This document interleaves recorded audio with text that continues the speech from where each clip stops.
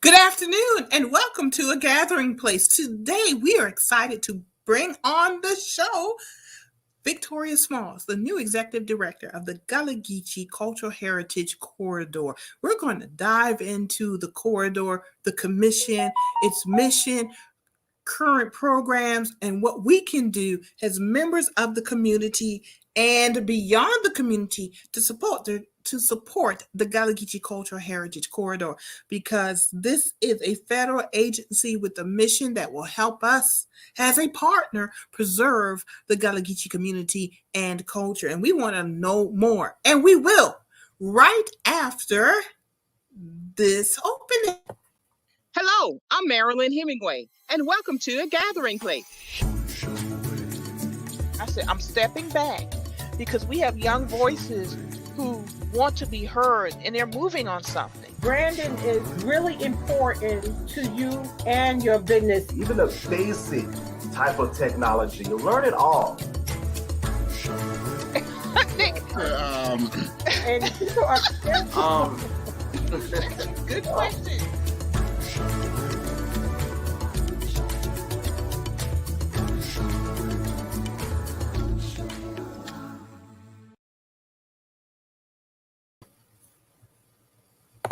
So we're back, folks, to A Gathering Place, brought to you every Wednesday and Sunday at 4 o'clock by the Gullah Geechee Chamber of Commerce. And if you are interested in being a sponsor of A Gathering Place, call me at 843-318-8644. Call Marilyn at 843-318-8644, and we'll post it at the end of the show. But in the meantime, we welcome Victoria Smalls, Executive Director of the Gullah Geechee Cultural Heritage Corridor Commission. Woo, that's a mouthful. It really is. Wow, it's such a pleasure to be here on with you, Miss Hemingway. Finally, I've gotten to watch some of your segments and your dynamic. Well, thank you. I really do appreciate that. It always, it's always exciting to hear someone appreciates the good work that we all do. And in particular, thank you on my behalf. Thank you.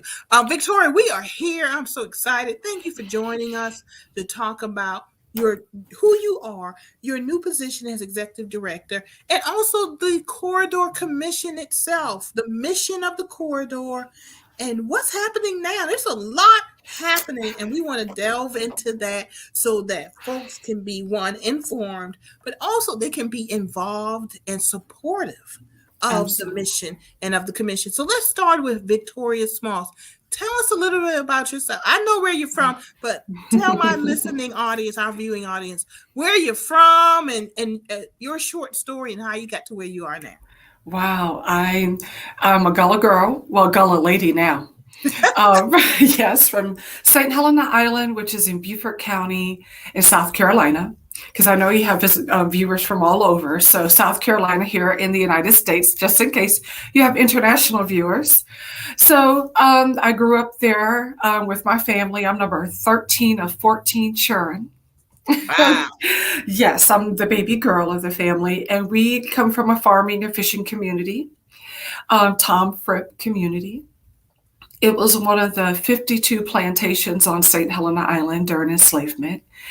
I come from this rich, wonderful, beautiful, loving community, and I'm really grateful for it. I'm so grateful for it because it really gave me a strong foundation for who I am today. And so growing up there, going to schools there, elementary, moving over to Hilton Head Island for 5 years. Our mother moved us over to Hilton Head for a little while, getting to know my Gullah community on Hilton Head Island as a youngster, coming back to Beaufort again because we loved our home so much. Going off to college at South Carolina State University, then finally finishing up at Technical College of the Low Country and the University of South Carolina, Beaufort. Wow. What more do you want? You want to know a little bit more about my background? About how'd you end up in this position? I know you were a commissioner. So I shouldn't ask how you ended up. Is why do you want to be in this position? Why is it so important to you? I love that question. Thank you. I feel like every job that I've ever had has prepared me for this moment. And yeah, I'm still learning. I'm still growing. And I still have the support of the federal commissioners, the Gullah Geechee Corridor commissioners. They are my board, my governing board, but they are federally appointed.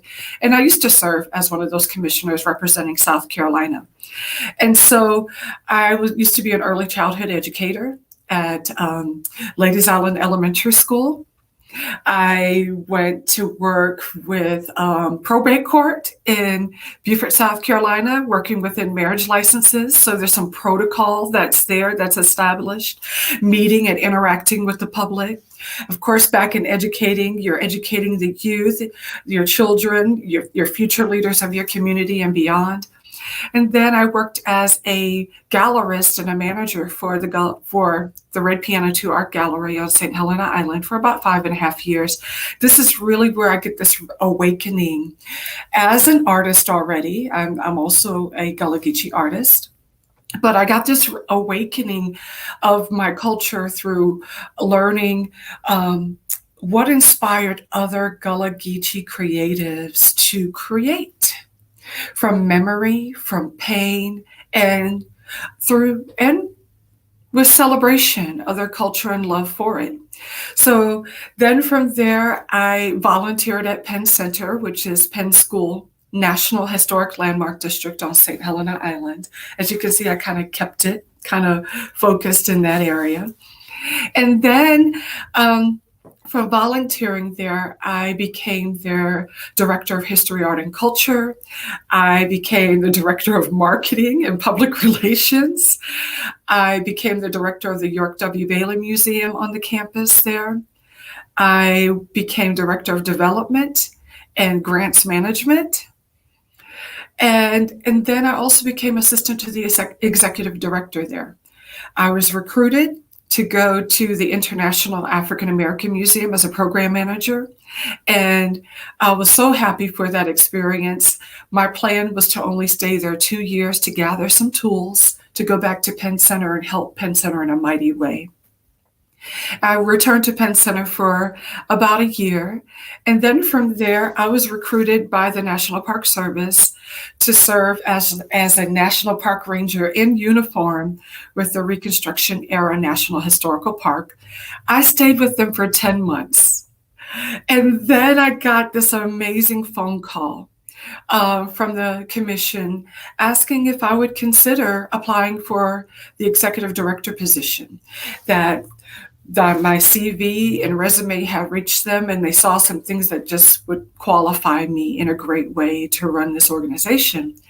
And so I've gathered tools from educational background, from working with Gullah Geechee creatives, from coordinating the Heritage Day festivals, working with land rights and issues on a consulting team for Hilton Head Island, for the town of Hilton Head, grants management, finding money, talking to grant funders, philanthropists, businesses and corporations, bringing in money, just all these different tools. And then the National Park Service also gave me this amazing experience with telling our stories even on in a wider range, talking about Gullah Geechee people during the Reconstruction era. And I got to be in several spaces. I got to be in downtown Beaufort, where we have the visitor center. I got to be at Brick Baptist Church and Darrell Hall on the campus of Penn Center, of Penn School. And then I also got to be at our Camp Saxton. Camp Saxton is going to be where the Emancipation Proclamation was read, one of the official readings, and then also where United States colored troops would assemble and first assembled during the Civil War. So I was able to do a lot of things dealing with history, art, culture, money, managing. So I feel like I have some good tools and skill sets to help lead and move the organization forward.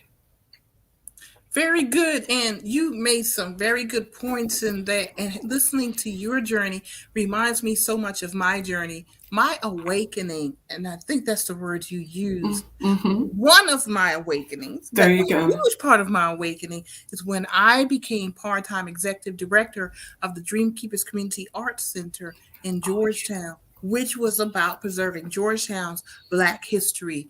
And we had Mr. David Drayton, chair of the board at the time, who created the Gullah Roots Tour.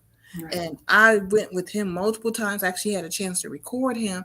And now that has been taken over by Mr. Steve Williams. But that's when I started an appreciation of who I am. There you go. The ancestral roots. As a family member told me last week on this show, with the Gullah Sweetgrass Collection, she started a shoe company. That she said, we don't go around saying I'm Gullah.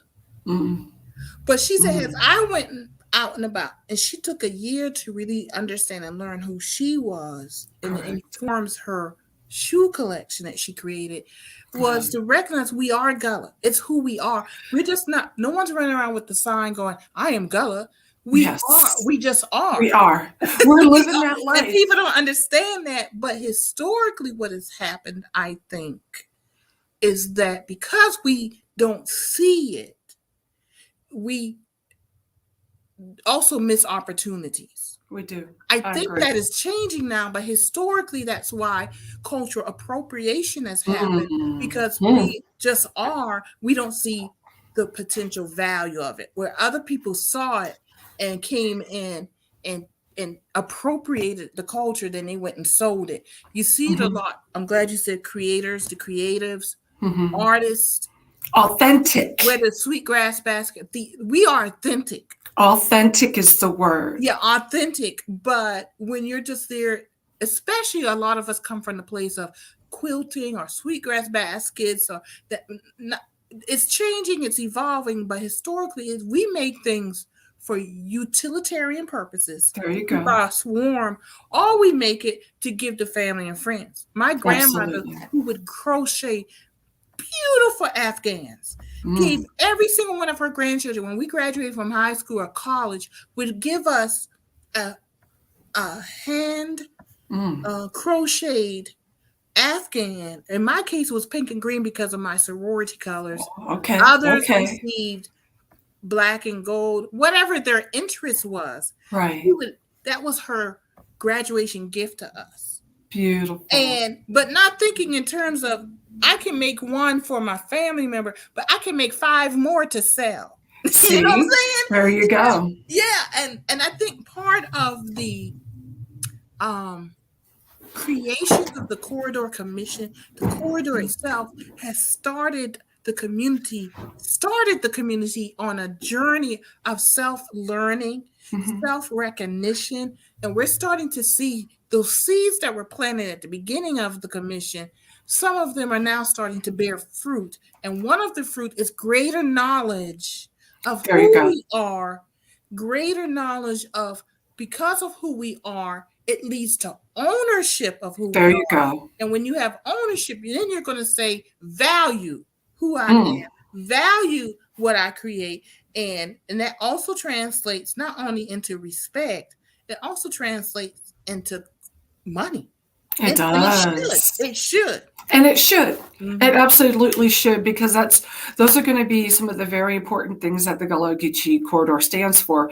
Definitely, we want to educate our public. We also want to educate ourselves, our family members. And because when I started growing up, English was not my first language. This is not what I sounded like when I would speak. English was my second language. Gullah was my first. And it's kind of unfortunate and sad to hear me sound like this. Although, it's okay. But I'm going to gain my fluency back. I'm going to get it back. But educating ourselves about who we are, where we come from, our youth, passing on that torch and just the history of who we are, how beautifully we're created.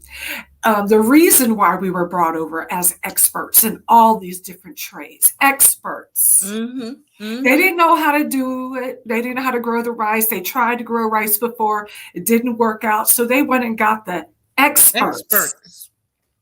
experts in hydrology, in engineering, and moving of natural water to be able to germinate the seed for the rice and harvest the rice, experts in harvesting, cultivating, all of that, and processing the rice in a healthy way, not processing as we see it today. But they went and got the experts, not just in those areas, experts in every area. Mm-hmm. And this is what brought wealth to the United States of America, to the colonists, mm-hmm. to what would be the United States of America. Mm-hmm. And economic development and sustainability is our second pillar. Education is number one, and economic development and sustainability is our second pillar. And our third is going to be documentation and preservation. So I'm going to go back to the economic development component. And a lot of people, we have a lot of our Gullah Geechee people that say our culture is not for sale. Number one, correct? You've seen this stated over and over and over again. So no, the culture is not for sale. When you talk about cultural appropriation, that is a very real thing. Mm-hmm. Prior to coming on into this role, I served as a cultural sensitivity reader. Publishers would send authors to me. Authors outside of the Gullah Geechee culture, outside of the African American experience and race. And they would send them to me because something was off kilter about their body of work. They would come to me and they would say, okay, well, you need to reach out to this person just to have them read it and to, kind of give you some guidance and some suggestions. And so some of these people would take a craft like our sweetgrass basket making, the art of making a Gullah batto and sewing our cast nets. Some people would say, would write in the book that, oh, this white person created these items without acknowledging who that white person may have learned it from. But so I would challenge these people and say, well, either you make that person Gullah Geechee in the book, or you tell them who they learned that trade from. Because it didn't just drop out the sky. They learned it from someone, because those were West African cultural traditional roots that we carried across the water over yonder. Mm-hmm. So give it the credit that is due. And so we're very mindful of that. There was a gentleman that came that was German, and he wanted to start a Gullah Geechee resort on Hilton Head Island. And so he asked to meet with me because, I was someone that was identified that he should speak to in the community. And immediately he started using my likeness on his website as someone that was promoting with him this Gullah. I was like, no, sir, take that down. I said, there's all kinds of things wrong with this. I said, number one, the Gullah Geechee Resort. Will Gullah Geechee people be able to afford to live on this resort and own property? Will they be an equal share in this resort? Will they only be sunset, sundown employees that come when the sun rises and have to leave when the sun sets? So a lot of times people look at my complexion and understand I have this European ancestry, but I have to tell you, it's a cloak. And I wear my ancestry proudly, my British Wales, my Scots Irish, my West African, and my Cherokee nation. I own all of that. However, people look at me and they think that I'm passive when it comes to that. And when they think that they can approach me about a Gullah Geechee resort owned by people that are not Gullah Geechee. No. So he ran out of town. And then you had another product, a Gullah Geechee beer. They were calling it Gullah beer or Gullah Geechee beer. And that's not something that we want to align with. And I had a sweetgrass basket, a beautiful sweetgrass basket on the backdrop of the can. It goes on and on and on. And I'm not saying that we're going to be the police of all things, but definitely when we see things and things are brought to our attention, we have to act accordingly. So I'm going to just stop there and let you. I'm going to take a deep breath. From our Gullah Geechee Leadership Institute, what you're talking about with right. Cultural appropriation and three things. This is about this time last year, we sent out a press release calling for the immediate end of the cultural appropriation of Gullah Geechee language, food, and cooking traditions, worship Perfect. experience, and artistic expression. I It saw did that. make an impact. Yeah, Mhm.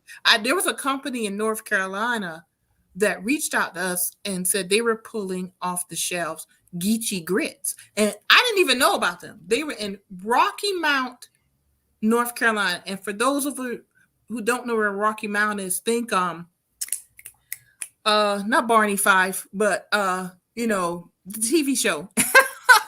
The Andy Griffith Show? Thank you. The Andy Griffith Show is in that area. Thank you very much. I remember Okay. Barney the deputy, but Mhm. that's where they are, that area in North Carolina. Okay. And I appreciated the fact that they proactively pulled it off the shelf because they didn't know. Correct. And then they contacted us to let us know. They rebranded. I don't know if they have grits on the show now. I mean, on the shelf now, Right. but it made a difference. We cannot police, but we certainly can hold accountable Absolutely. and educate people Education on is number one. cultural appropriation. And Number so one. number one was demand individuals and companies to cease and desist the Okay. cultural appropriation of the terms Gullah, Geechee, and or Geechee, because it depends on the spelling. It does. 2, boycott companies without transparent Gullah African American ownership who are appropriating the terms. Mhm. And then 3, increase and continue to spend money in Gullah Black-owned businesses. Now, you're right. Perfect. We should not sell the culture. No. However, we need to recognize the opportunities of ownership. Absolutely. What I say, and you may have heard me say this, Victoria, we have to understand, we have to decide what 10% do we want to sell so we can retain control of 100%. And the reason that's still control, folks, because we determine what we want to sell.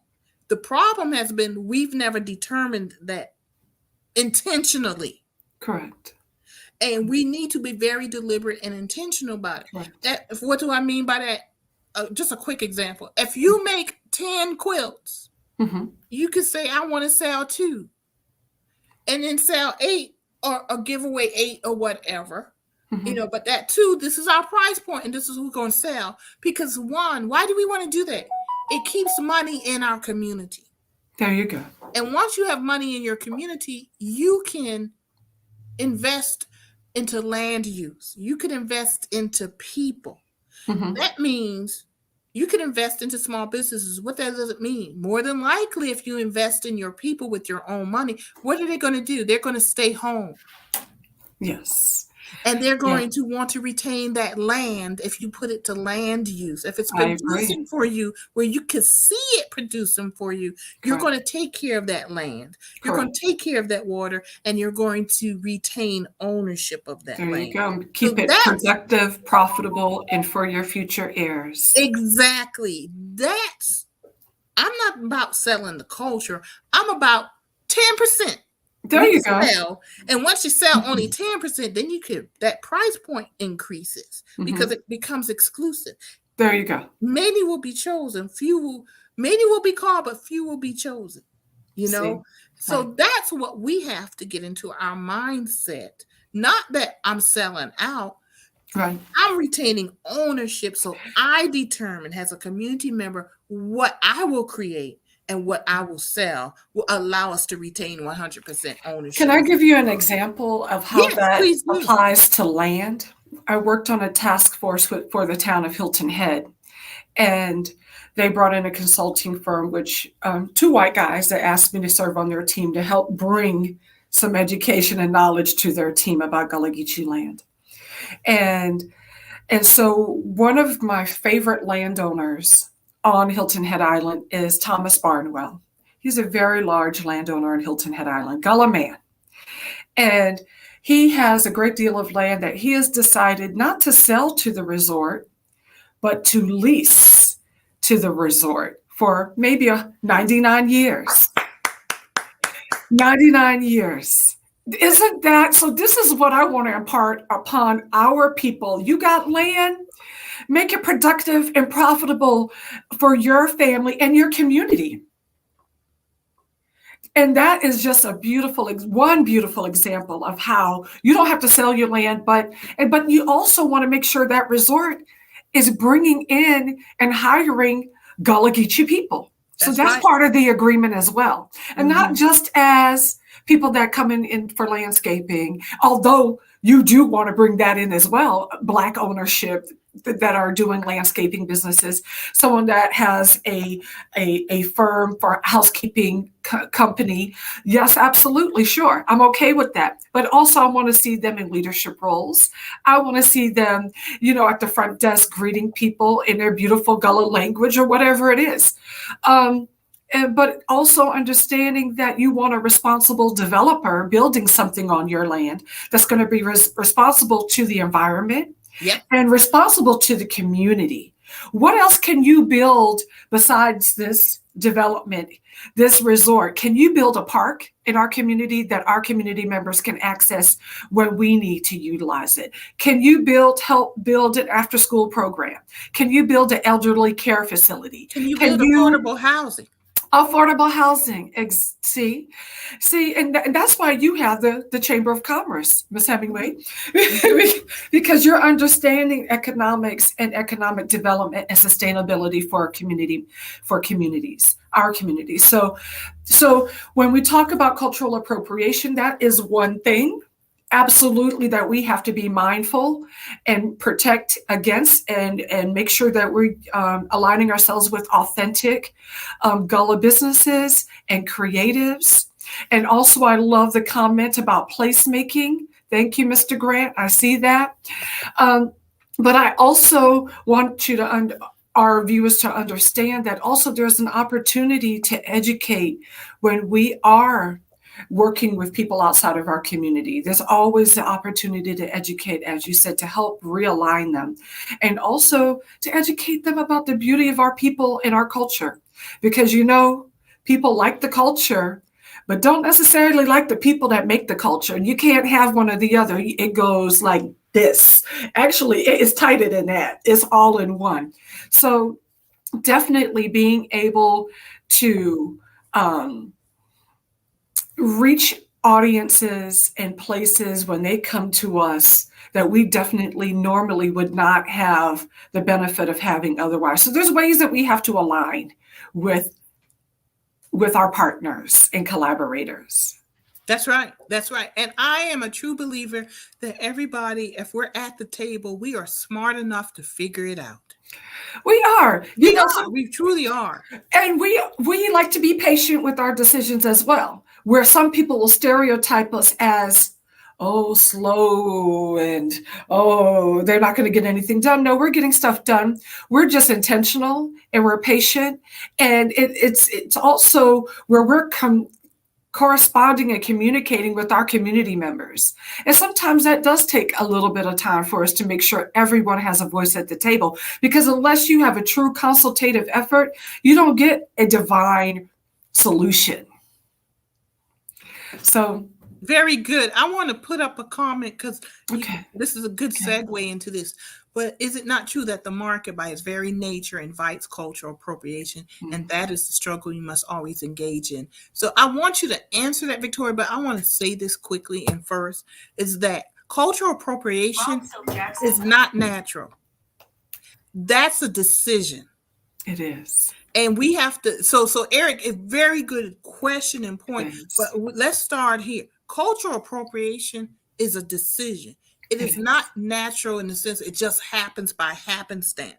Mm-hmm. No, cultural appropriation is a deliberate decision. And to end cultural appropriation, we must be intentional and deliberate and strategic. Mm-hmm. That's why through the Leadership Institute, I put out there, because I was in the position to do it, the cease and desist cultural appropriation. There are organizations such as the Corridor do the work that they do that helps identify authenticity of the community and culture. There are other folks working in that arena also. We have to be intentional and deliberate in ending cultural appropriation. I agree. It's not a natural phenomenon. It didn't happen by happenstance. Somebody made a decision someplace that we're going to create a resort. Yes. And call yes. There wasn't nobody fell and bumped their head and woke up No. going, "Ooh, let me make this." No, they saw a gold mine. No, They saw a gold mine. A Yeah. gold mine. Yeah. A gold mine. And they're not going to do that. They're not going to come up with a Gullah resort. We have to do that. And then we are going to exploit. Yeah. Yeah. Yeah. Exploitation So is what deliberate Mr. Grant and intentional. Go ahead. Absolutely. So what Mr. Grant, his question is very important. So yeah, bringing in marketing, it doesn't. I don't want to say it invites, but it.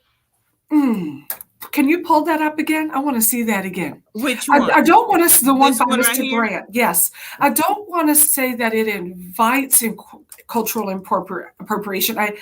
I don't feel that it does, because as Marilyn says, it's a conscious choice and decision to go and do this thing. Knowing that you don't know anything about it, you got to do some research. You didn't live that life. You didn't. You didn't invite people at the table to sit down with you and have ownership with it. So there's a difference. So our greatest partners is the National Park Service. They fund us, and we also work with them with our different national parks and heritage areas along the Gullah Geechee corridor. And every single time now, they have us weighing in, sitting down at the table. If they're trying to do a logo, we're going over that logo and making sure that we have people at the table that represent the culture, the African-American experience in the United States.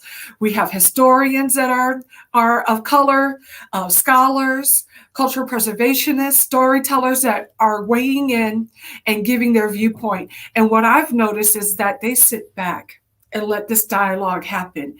And they are really to the point where they have few suggestions, very few, but they allow the people to be able to have the viewpoint that is of focus.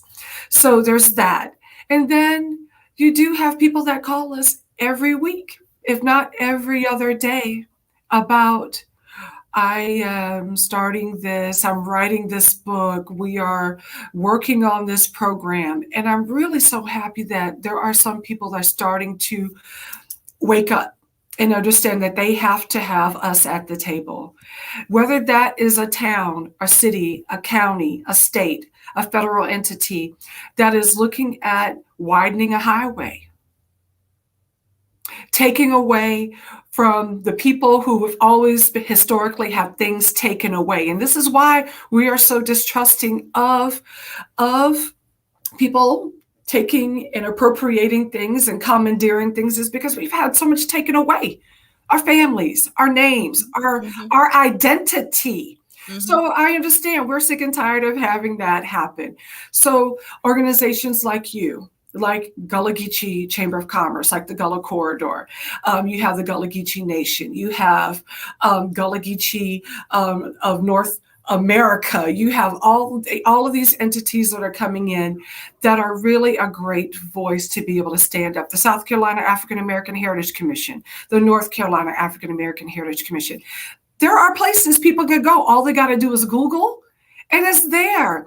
So for someone to appropriate something and say, "Oh, I didn't know," you did not do your research. All you got to do is Google. It's Googleable.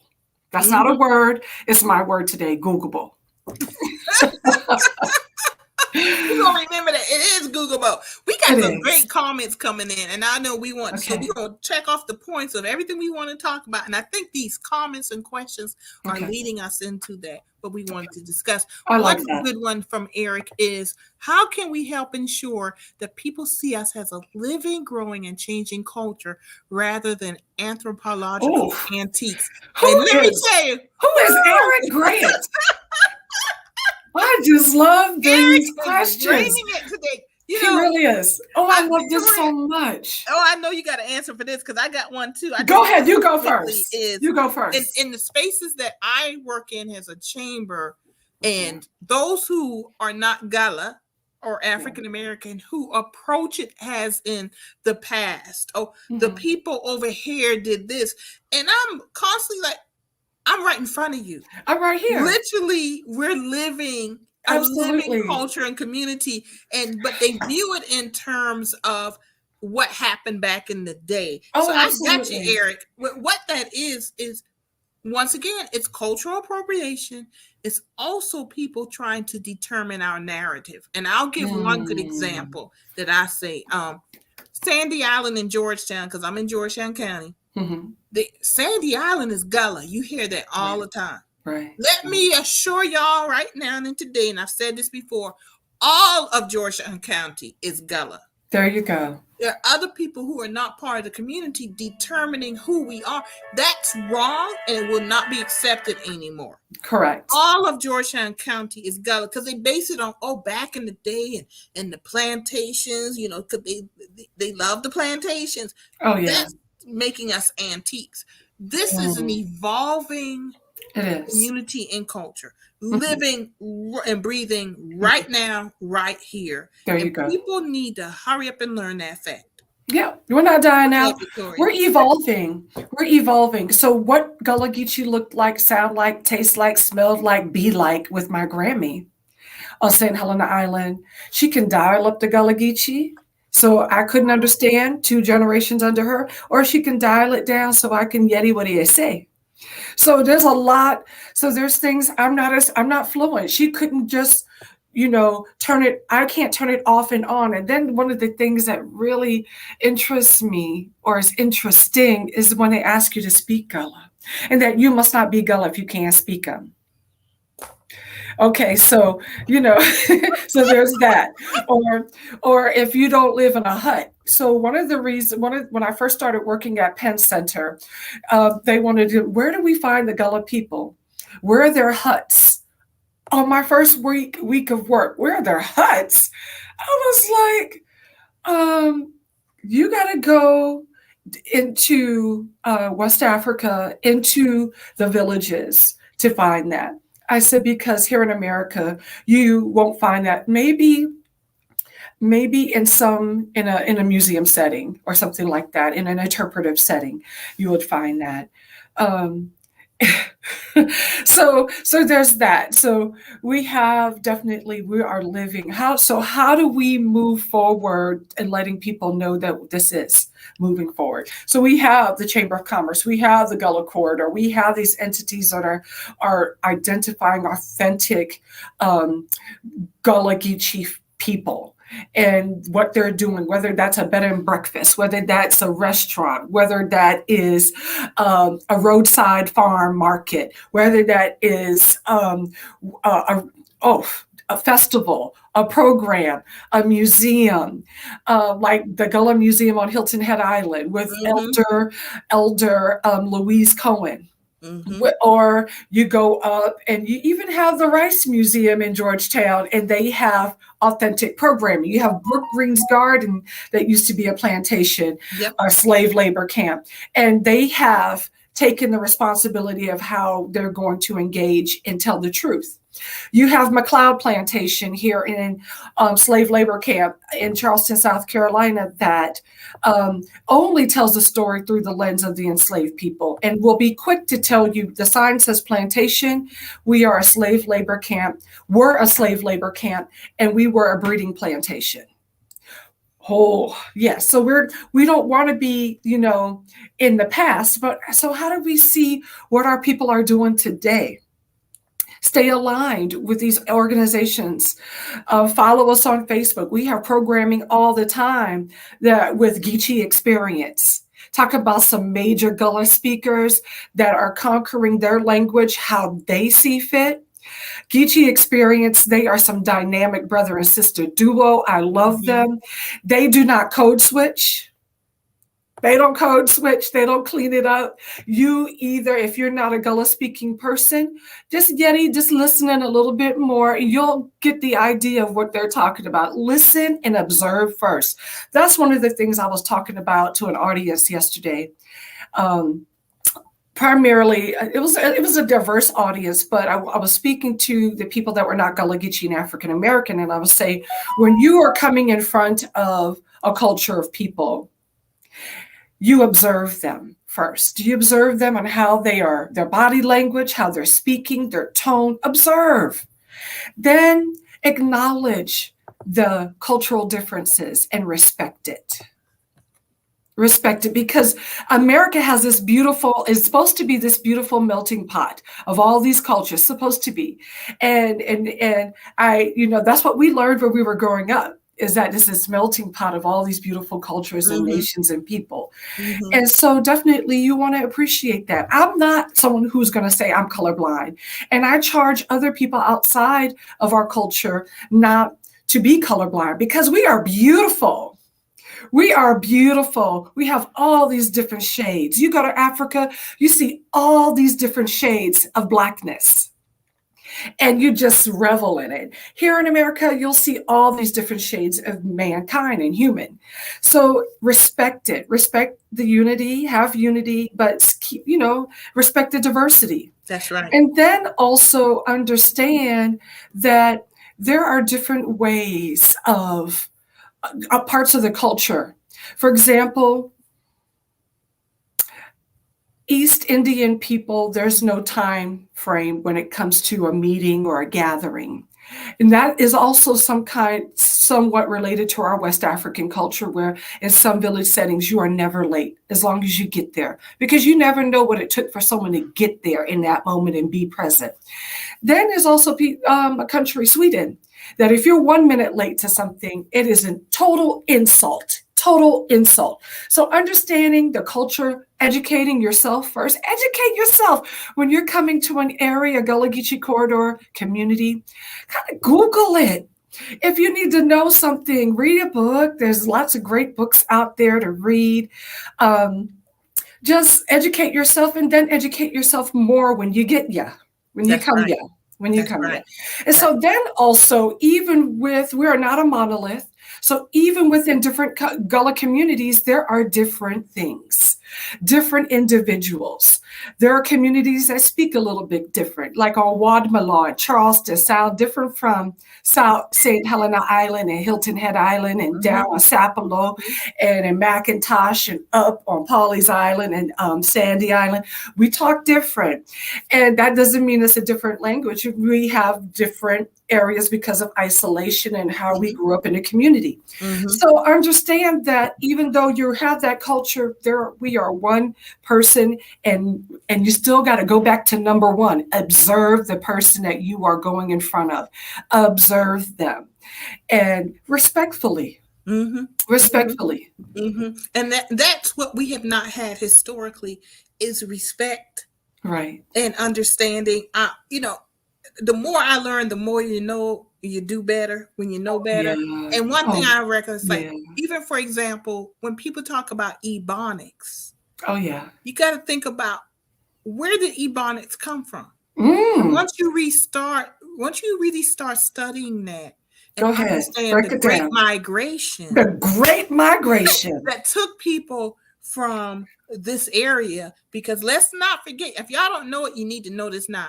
80% of African Americans trace their roots back to the Gullah Geechee. There you go. We are a foundational culture and community, not just for African American culture and community, American culture and community. So when you talk ebonics, and you talk about, they say scrimp, that's wrong. Child, you dishonoring the ancestors, because that's the foundational language of Gullah Geechee, and we simply just migrated north because of two reasons: to escape violence, domestic terrorism. And I started with escape violence because often we just hear, we went to go get jobs and work in the factories. No, man, people were literally leaving for their lives. There you go. Literally, you can read for their lives. You can read Warmth of Other Suns by Isabel Wilkerson. But first, if you have white friends or people outside of the culture, African American experience, invite them to read Caste first, and then Warmth of Other Suns. And hopefully they'll say thank you. They'll say thank you. So you're not only just Northern migration, we got Geechee people in New Orleans. Yep. We got Geechee people in Oklahoma. We got Geechee people but beyond. So you think about that Gullah Geechee corridor and you see that boundary. That's a governmental a governmental federal boundary Mm-hmm. that is kind of like historic regarding the 40 acres and the mule special field orders 15 during the Civil War by Sherman, or the Union officer Sherman that did special field orders 15. So there, and then also rice plantations, but there's rice plantations beyond that border. Beyond that border. And then we have people that have dispersed not only north, Midwest, all the way to California. Some of them, there were migratory trails that led from South Carolina up, but then there were some people that stepped outside of the normal migration and went clear across the other side on the other coast. So you got all of that. And then I just love hearing about people, this community in New Orleans, I believe they're on the Gulf, and they call themselves Gullah Geechee. And they've been there a long time. And I'm so glad that people now are taking ownership of Gullah Geechee. When I was growing up, I was laughed at because I spoke my language, and I didn't have to wait for the school to educate it out of me. My school wouldn't have educated out of me because I went to St. Helena Elementary School with Gullah teachers and teachers that came from other communities that respected the Gullah culture, even in the 70s when I was growing up. I'm telling my age. I don't mind.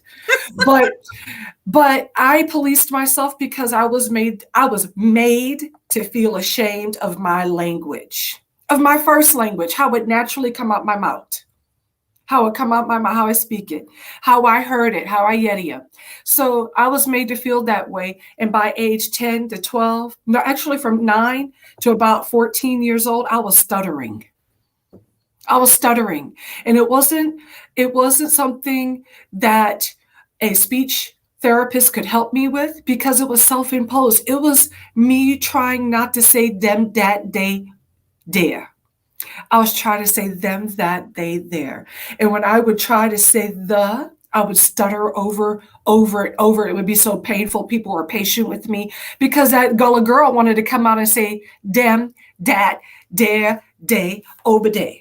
Yeah. Go on over there. Yeah. So you were fighting the mother tongue. I was fighting my mother tongue. Mm-hmm. And this is what you get today. I had to watch the news, Walter Cronkite and Barbara Walters, and this is where I get my speech today. And I'm grateful that sometimes it sneaks out today. Mm-hmm. Yeah, so it'll sneak out, and when I get around my people, it come out real good.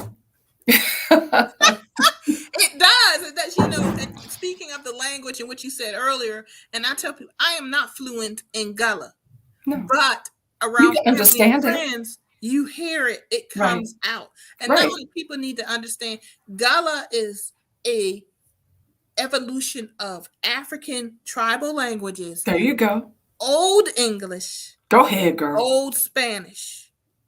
We in church. Yeah. And so when you say you actually speak in Old English. I is. And people need to understand that. I actually had lunch at Friendfield Plantation in Georgetown. Friendfield Plantation is where the Robinson family comes off of. Okay. And that's Michelle Robinson Obama. And this was about 15 years ago. And we were talking about the language, and they were saying Gullah actually speak English better than white people, and they were white. Okay. They said because yours it's based on Old English. And English itself is an evolutionary language. We don't call people out in the Midwest when they speak English and they say either soda, a soft drink, or pop. That's still English. No. And it's the same with Gullah, and you mentioned it already. If you go to communities, you're going to hear a slightly different accent, because each community was either isolated or localized. Or have a different tribe coming from West Africa. That's right. So you think about the Igbo that's going to be down there in the South. I mean, they're going to be throughout, but you can see, where you have rice growers that are coming from specific tribes in West Africa. You're going to have all different Mende. All these different tribes are going to be converging, and then also in spaces. And if you had a tribe that's going to specialize, it could be on many different reasons why this is going to be happening, why we have different speech. many different reasons. There was something I wanted to say and it escaped me. Maybe I'll come back. It'll come back to you. But one thing I do want to get to Ooh. is the recent, because we got 10 minutes left, We man. got This some is gonna heritage be tourism. good. We got some heritage tourism to talk about. That's right. I want to talk Yeah. about the heritage tourism, the Mhm. marketing study that was conducted by the commission, Mhm. and I had a question about after the first meeting.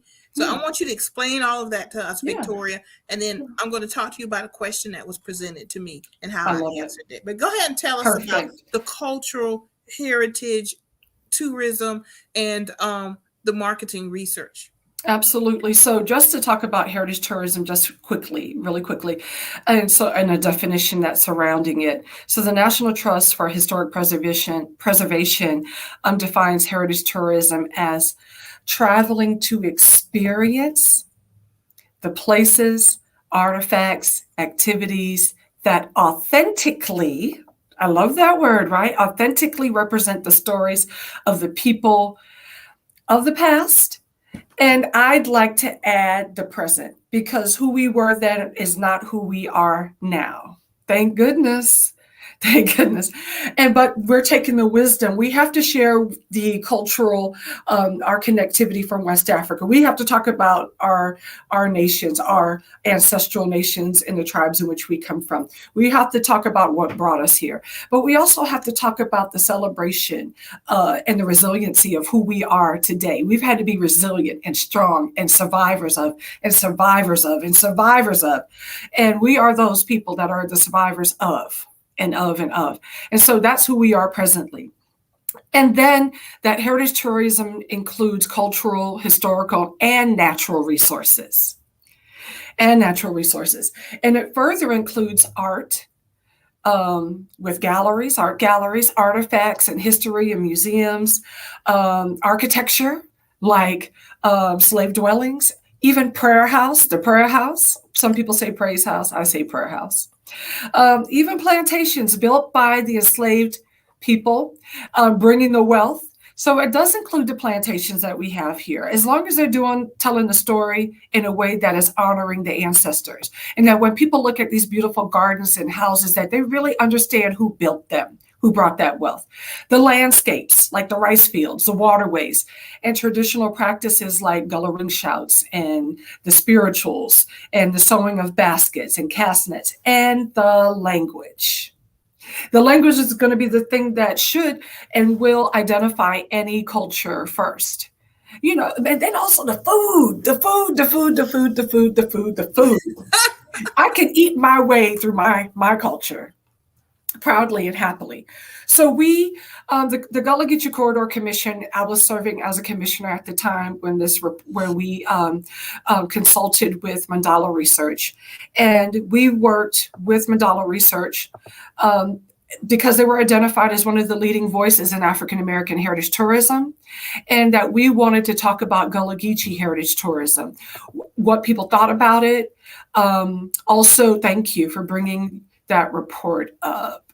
You may not be able to pull it up there, but at least you can see it on the side there. Mm-hmm. This is the homepage of our website.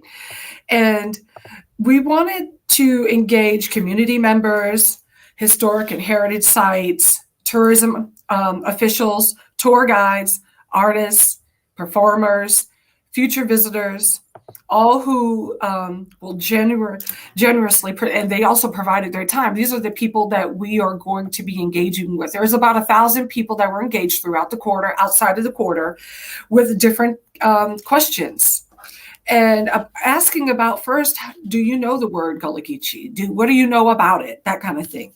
But this report, I have to say first, is that we got special funding from the Gaylord and Dorothy Donnelly Foundation to support this, because it does take money to do this type of research. And then also,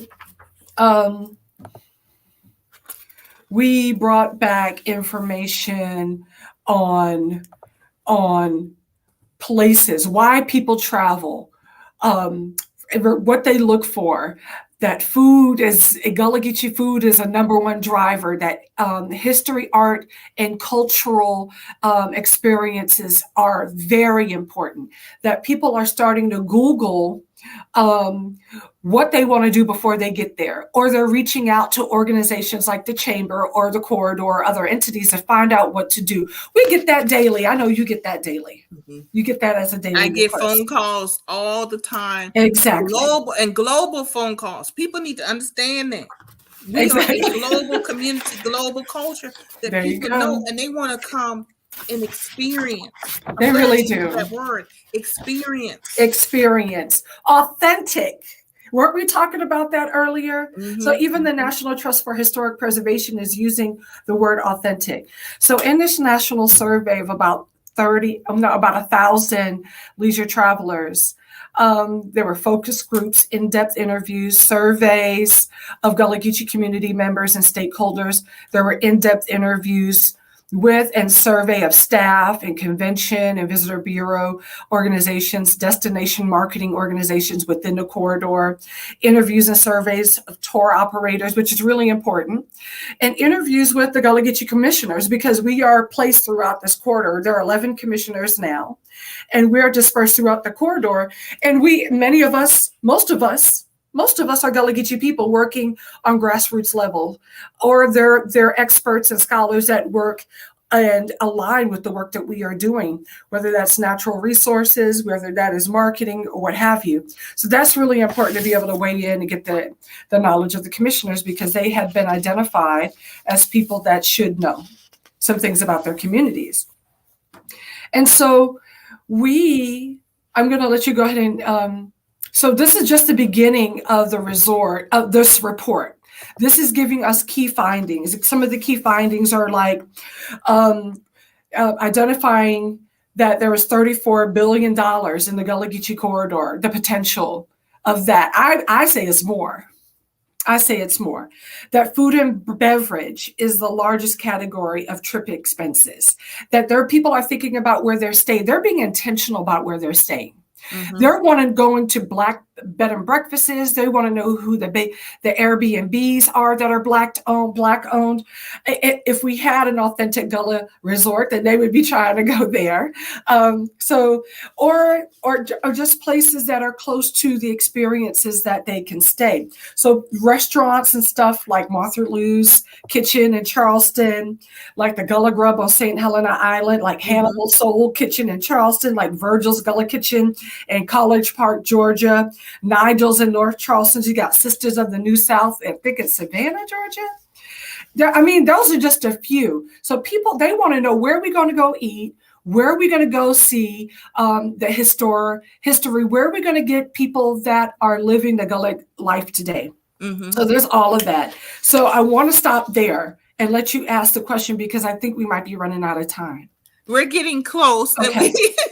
We are getting close, but that's information that we needed to see and hear. And Right. I'm glad you touched all those touchstones. Right. So after the first meeting, and I was approached about what was the purpose of the meeting, the commission. And one of the things I said is, we have to understand the commission is a resource. It plays a role. It does. And it's a federal commission, and their job was to go out and commission the marketing survey and do the research and provide the data. It is us as potential partners for us to take that information generated by the commission and put it to use. Do you know one of the major reasons to put it to use? If you are writing a grant, if you are writing a letter to a potential funder, this thing here, you can attach this to your letter. You can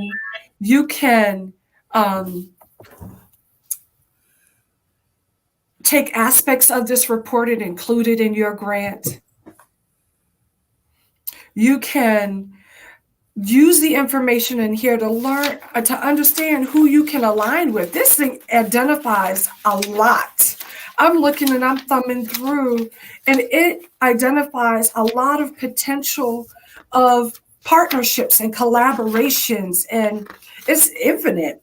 These very things like festivals, historic performances, historical museums, historical sites, African American history museums, aquariums, botanical gardens, plantations, outdoor sports, golfing, beaches, parks, farmers markets. shop malls, nightlife, all these different things, trails, whether they're a blue way trail, or green way trail.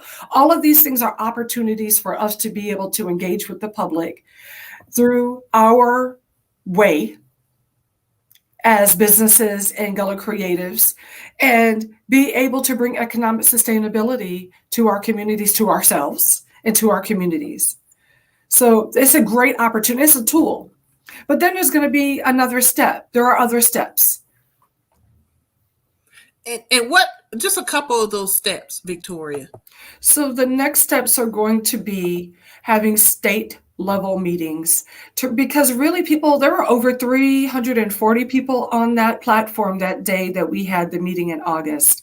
Many people did not were able to give a voice to their concerns or to have lodge questions. Many people didn't. So we want to be able to have state level meetings, and then also be able to start identify people we don't know, organizations and businesses we don't know. People call us to recommend artists for museums, to do murals, to do artwork, to commission them to do work. People call us for Gullah people, communities, so they can go in and film, like a United Shades of America or Dr. Gates and his PBS documentaries. They reach out to us to give input on who they should go to. So we need to know all the people. We need to know all of them, and going on these state levels will help us identify the restaurants. I only named a small, tiny fraction of people that are serving cuisine. Now, there are other restaurants that have a Gullah cuisine. Their chefs, their executive chefs, are not Gullah. Now, they may have other, Gullah people within the kitchen, but their executive chefs are not always Gullah, for the most case. So that's one thing, is going on a state level. Another thing is that after that meeting, we realized it was an outstanding opportunity, because Mandala research, you can see definitely Laura Mandala is white. And she was selected because of a lack of researchers that specialize in this area on African American heritage tourism. This Gullah Geechee report is the first of its kind. And I believe that's only the tip of the iceberg. More and more and more are going to happen. There are going to be other firms outside of Mandala. They're going to start doing this research. They're going to start getting this report and building on it in another way. But what I want to challenge, what I talked to Aunt Pearlie Sue, Anita Prather Singleton Prather, and Janie Harriet of the South Carolina African American Heritage Commission, is that now we need to start building our future leaders in African American and Gullah Geechee cultural heritage tourism. We need to start asking our HBCUs and other institutions, what are they doing to attract and recruit students within this realm? We have a lack of analysts and researchers in this area.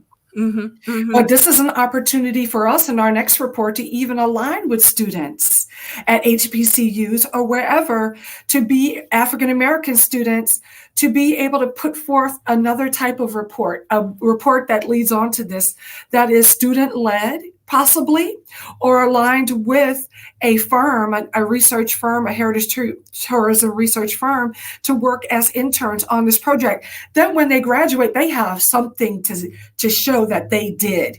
Like, this is what we put together as we were matriculated, and that before we even graduated, this is something that we did. So I really feel like empowering our youth and our students and giving them the tools that they need, or help supporting the tools that they need to be able to be future leaders in this industry is vital, because who can better tell our story than us? That's right. I'm glad you mentioned all of those things. And I know we have to wrap up the show, but before I say what I'm going to say, the first thing I'm going to say, you've got to come back. I want to come back, please. This show is blowing up with comments and everything. Information is what we need to hear. Right. What you're saying is what we need to hear. Okay. This goes back for me with the Gullah Geechee Chamber. Ownership ownership of who we are, ownership Right. of our culture, and understanding what's that 10% we're going to promote and sell Mhm. to retain 100% ownership. This includes Mhm. what Victoria just said, Ms. Smalls just said. We have to build the infrastructure. We need archaeologists. We need anthropologists from the community. Mhm. And you could go to college and learn that skill set and come back. I have this conversation just today with a young man who's of white Caucasian Mhm. race, Mhm. Mhm. and he has a skill set that he was pulling something together. But my job as a Gullah Geechee Chamber, and I told this in the meeting, is to ensure that our subject matter experts from the community get their stipend and payment, because they have to reach out to us for some information for what they need to do. Right. And the chamber is willing to be the bulldog. We are the bulldog in these spaces to say, but you want our information, but historically our people have not been paid for that information. So we're sitting here holding folks accountable and transparency, and saying you may have gone out and you get grants or whatever funding you get, and then you come to us. But we've got to be involved from the beginning. But we've got to work our way into these spaces so we can have the accountability and the I transparency. love it. And we can sit and say, you need to make sure folks get stipends. You know, you're not just going to come do this For free. without folks getting paid, because they are the experts. They are. And they traditionally, other folks have come in and appropriated their expertise, their culture, without payment. And that has to stop. But with that being said, we can say stop, but we have to fill that with an infrastructure that we create. Correct. And that infrastructure means going to HBCUs and saying, what are you doing? What's in place? What can we partner and collaborate together to create the anthropologists, the archaeologists, the creators, the cultural. Can I add to that? Yes. Get a bachelor. There's a huge void. Get a bachelor's degree in travel and tourism management. Get a certificate in cultural heritage tourism. A certificate. Get a master's in cultural heritage management. African American and Black heritage tourism. We need the students that are going to be filling these slots. There's a huge void. So I'm not saying that Mandala research is not, what we need. It's definitely what we needed at the time. And we are going to have to align ourselves with people outside of our community. Who else are we going to have? These people are coming in to our communities to learn more about it. We're coming into our communities to learn more about Gullah Geechee. So, we have partners that we do work with that are not within the culture. We do. And so we have to be responsible in order to make sure that we are doing it in the right way. That's right. That's right. That's right. In the right way, in the best way for the community, for the culture. And I implore people, get out, get that education, whether it's a certificate or bachelor's, master's, PhD. whatever. The Gullah Geechee Chamber, we're starting educational classes. I was just told by my team this week, we're going to start in 2022. We're pulling together business courses embedded in the culture. You got to start from the culture, because we have business owners who have been business and done well for decades, family businesses. We're going to them and say, hey, we need you to come teach a marketing class. There you go. Go to the experts. That's where you have to be deliberate, strategic, and intentional. Y'all, it's not going to happen by happenstance and luck.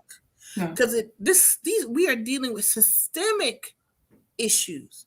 Systemic means somebody sat deliberately and made some decisions that we're going to create a resort and throw some Gullah name up on it. We're going to make the money. And what are we really doing with the culture? Right.